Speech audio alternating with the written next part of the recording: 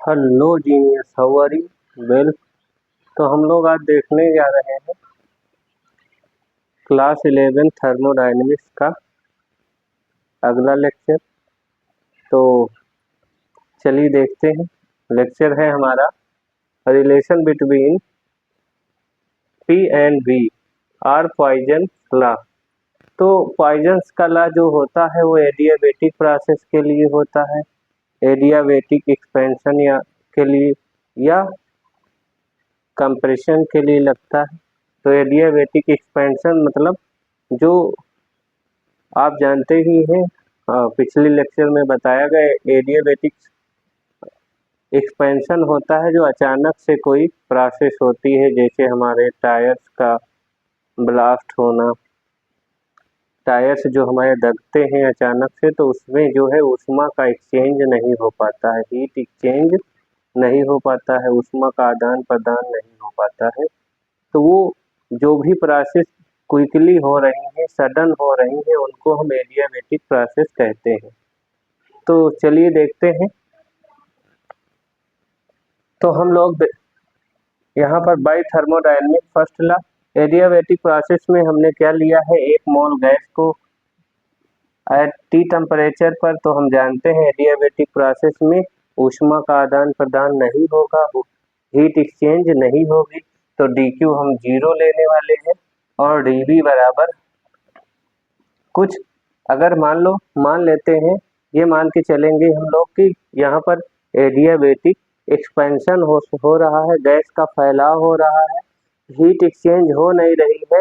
तो सीधी सी बात है, अगर किसी गैस को, किसी सिस्टम को बाहर से एनर्जी नहीं मिल रही, हीट्स नहीं मिल रही, तो क्या होगी, उसकी इंटरनल एनर्जी खर्च होती है। अचानक से जो प्रोसेस होता है, मान लो अचानक से ये कोई सिलेंडर था, हमने इस पे कुछ वेट रखा हुआ था, अभी वेट को रिलीज करेंगे तो बाह्य विरुद्ध एक्सटर्नल प्रेशर के वायुमंडल के विरुद्ध वर्क करना पड़ेगा, एक्सटर्नल प्रेशर के अगेंस्ट कार्य करना पड़ेगा।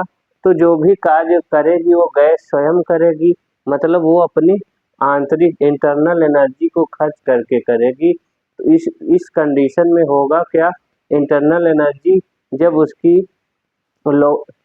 लॉस होगी तो वो फिर ताप को, उसका ताप जो होगा कम हो जाएगा। इस केस में उसका ताप क्या होता है, कम हो जाता है, यानी ताप घटता है इस अगर एक्सपेंशन हो रहा है।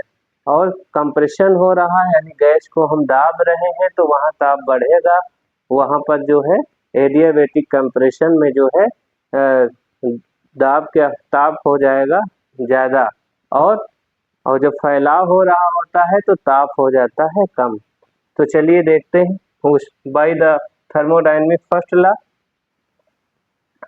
Del U is equal to del Q minus del W. तो जो कि एडियाबेटिक प्रोसेस है, यानी रुद्धोष प्रक्रम है हमारा, रुद्धोष प्रक्रम में डी क्यू बराबर 0 होता है। तो हम लोग यहाँ 0 पुट कर देंगे डी क्यू के स्थान पर, और डी डब्ल्यू बराबर हमारा यह डी यू बराबर 0 माइनस डी डब्ल्यू को एक ही साइड में ले आते हैं, तो हमारा माइनस में डी डब्ल्यू है, तो हमारा ये प्लस में हो जाएगा, प्लस में हमारा ये होने जा रहा है। अब देखेंगे आगे, तो यहाँ पर D you plus D W बराबर 0 हो गया, इसको इक्वेशन हम लोग 1 मान लेते हैं। तो इक्वेशन हमने 1 मान लिया है। अब there are very small change in volume, so just consider as pressure is constant, यानी ये जो प्रोसेस हो रही है, हम ये मान के चलते हैं इसमें वॉल्यूम में बहुत कम चेंज हो रहा है, ना के बराबर वॉल्यूम बदल रहा है, तो हम प्रेशर को कंसीडर कर सकते हैं कि वो कांस्टेंट होगा। तो वर्क डन हो जाएगा पी डेल डब्ल्यू बराबर पी डी बी, ये हम लोग पढ़ चुके हैं। डब्ल्यू बराबर होता है किया गया कार्य जो है, डेल्टा डब्ल्यू बराबर होता है पी इंटू डी बी।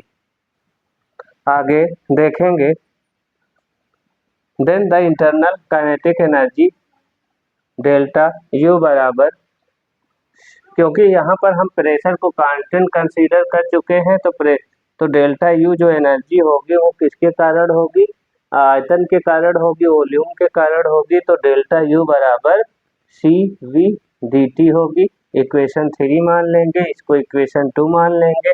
अब इक्वेशन 1 में इक्वेशन 2 और 3 की वैल्यू रखने जा रहे हैं, तो चलिए रख देते हैं। तो यहाँ पर आप देखिए हम लोग रख रहे हैं del U plus del W बराबर 0, यू का मान सी वी डी टी हो गया प्लस बी डी बी बराबर 0। अब यहाँ पर आगे देखेंगे हम लोग कि एक मोल आइडियल गैस की बात करेंगे तो पीबी बराबर म्यू आर टी या एन आर टी होता है, तो पीबी बराबर हमारा हो जाएगा 1, एन का मान या म्यू का मान 1 रखने पर आर टी हो जाएगा। यहाँ पर पार्शियल डिफरेंशिएशन करते हैं, जो पिछले वाले लेक्चर में हम लोगों ने किया था पार्शियल डिफरेंशिएशन, यानी अगर एक बार पी और डेल्टा डी लगाते हैं बी के साथ में, अगली बार में बी को छोड़ते हैं और पी के साथ में डी लगाते हैं। पहली बार में पी को छोड़ के आयतन के साथ में डी लगाओगे, प्लस करोगे, बी को छोड़ोगे, फिर दाब के साथ डी लगाओगे, बराबर आर और डेल्टा टी। आर क्या है, कांस्टेंट ही रह जाएगा। तो यहाँ से हमारा आर की वैल्यू क्या हो जाएगी, इसके नीचे यानी P D B plus B D P by R आ जाएगी। इसकी अभी आवश्यकता है हमें, क्योंकि हम यहाँ पर रखने वाले हैं टी के प्लेस पर, वहाँ से वैल्यू निकाल के रखना है, टी के प्लेस पर रखने जा रहे हैं। तो सी बी और यहाँ पर P D B plus B D P अपान में आर हो गया है हमारा, plus P D V is equal to 0। अब हम लोग एलसीएम लेंगे, तो ये आर जो हमारा है यहाँ पर इससे मल्टीप्लाई हो जाएगा, अपान में नीचे आर आएगा, फिर 0 से मल्टीप्लाई होने जा रहा है, तो 0 से होगा तो ये 0 हो जाएगा, यानी हमारा फाइनली यहाँ सी पी और इसका अंदर मल्टीप्लिकेशन हुआ है तो C P P D V हो गया, प्लस सी पी का इससे भी होगा अंदर वाले फैक्टर से बी डी पी, तो C P C V V D P, तो सी बी का दोनों से हो चुका है। अब यहाँ पर आर ये आ गया है, एलसीएम लेने से आर, देखो पी डी बी यहाँ था ही, आर एलसीएम लेने से आ गया तो R plus P D P आ चुका है।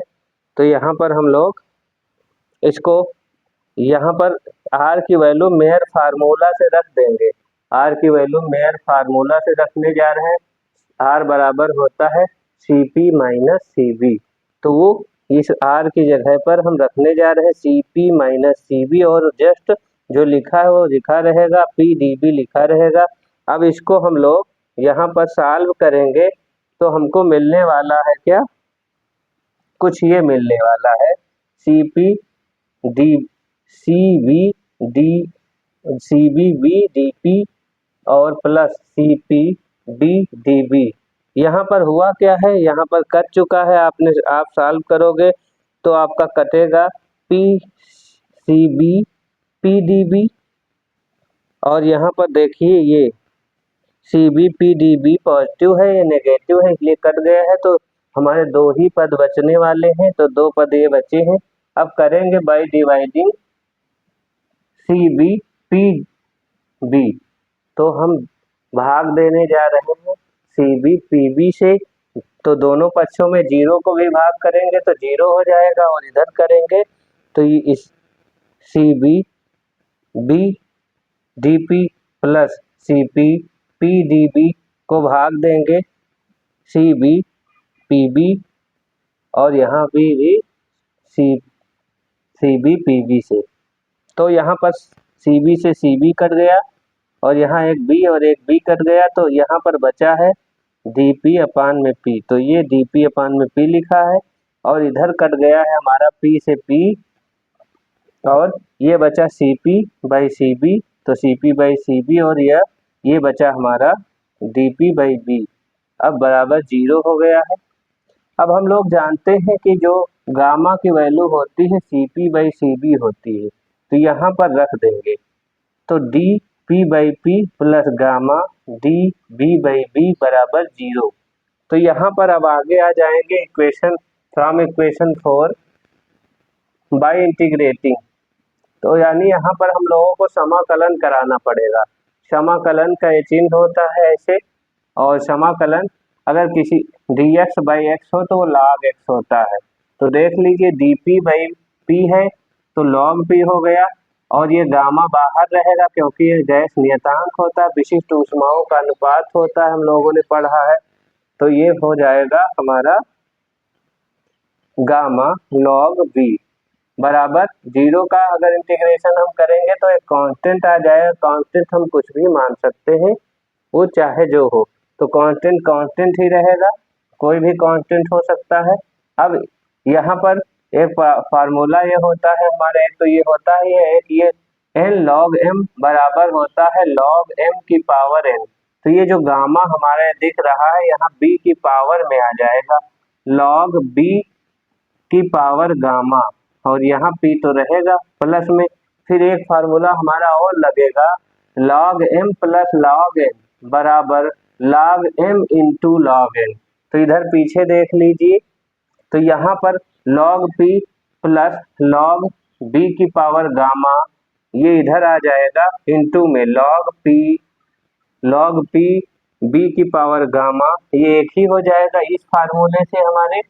तो यहाँ पर आप देख लीजिए, अब ये log नीचे कांस्टेंट में ले लेंगे एंटी लॉग, तो कांस्टेंट कांस्टेंट ही रहेगा, एंटी लॉग लो चाहे जो लो। तो यहाँ ये लॉग गायब हो जाएगा एंटी लॉग लेने से, तो ये बचेगा पी बी की पावर गामा बराबर कांस्टेंट। यही पॉइसन का नियम है। तो पॉइसन का नियम हमने ये देख लिया है, आप लोग आराम से समझ सकते हो, बहुत इजी है। आपके 2-3 स्टेप हैं। यहाँ पर जो काइनेटिक एनर्जी होती है किसी भी गैस की, वो सिर्फ वो इंटरनल एनर्जी काइनेटिक एनर्जी के कारण ही होती है। यहाँ पर एक्सपेंशन हो रहा था, इसलिए हमारी जो है टेम्परेचर घट रही थी, ताप घट रहा था, और यहाँ पर 1 मोल गैस हमने लिया था और एडियाबैटिक प्रोसेस थी। तो एडियाबैटिक प्रोसेस में जो है Q का मान 0 होता है, और हम लगभग आयतन को भी इतना मान के चले थे कि बहुत थोड़ा सा चेंज होता है आयतन में। तो आयतन के लिए फार्मूला हमारा वर्क डन भी मिला होगा, W बराबर PdV मिला है। आशा करते हैं वीडियो आपको समझ में आया होगा, और आगे ही ऐसे अच्छे वीडियो हमारे साथ जुड़े रहें देखने के लिए। और थैंक यू फॉर वॉचिंग, फिर मिलेंगे।